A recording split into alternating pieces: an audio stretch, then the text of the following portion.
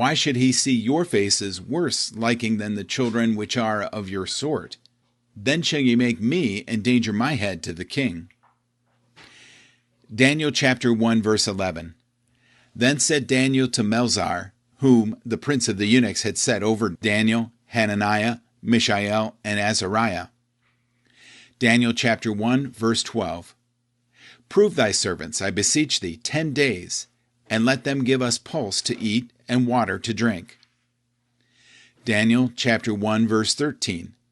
Then let our countenances be looked upon before thee, and the countenance of the children that eat of the portion of the king's meat, and as thou seest, deal with thy servants.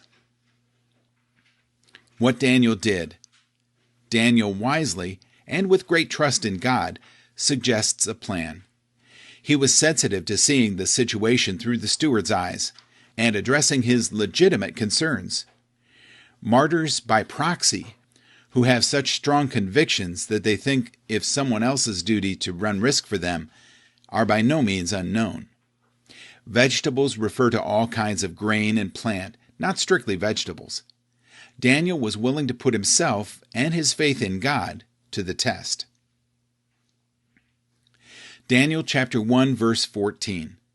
So he consented them in this matter, and proved them 10 days. Daniel chapter 1 verse 15.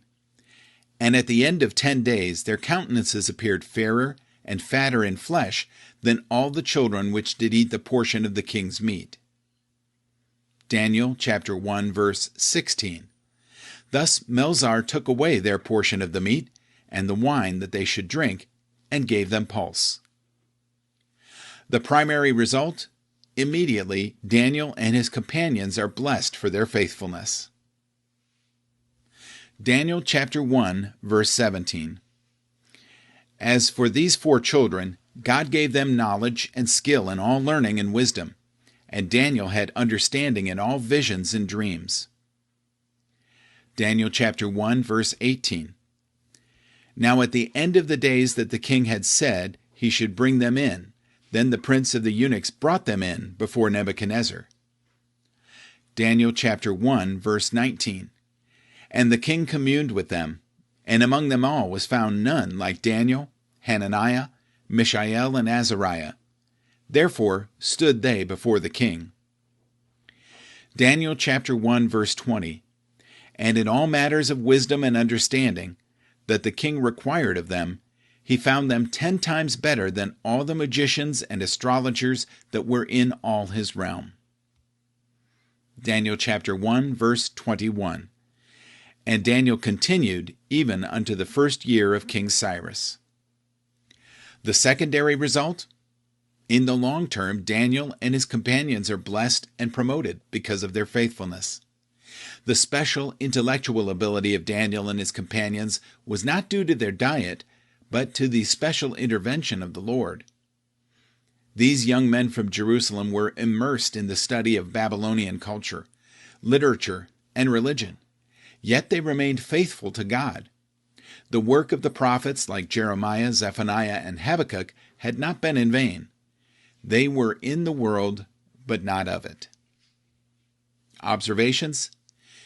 Isn't Daniel making a big deal over a little thing? Yes, but the only way to go on with God is by being faithful in little things. Daniel, why bring religion into it? But Daniel realized that his relationship with God touched every area of his life, even what he ate. It is significant that the very roots of sin go back to eating of forbidden fruit. Purity of heart and faithfulness to God come before enlightenment in divine mysteries. Daniel will later receive great revelation, but now he simply shows himself a dedicated follower of God. Daniel and his friends must have been trained well by their parents. We must train our children this way.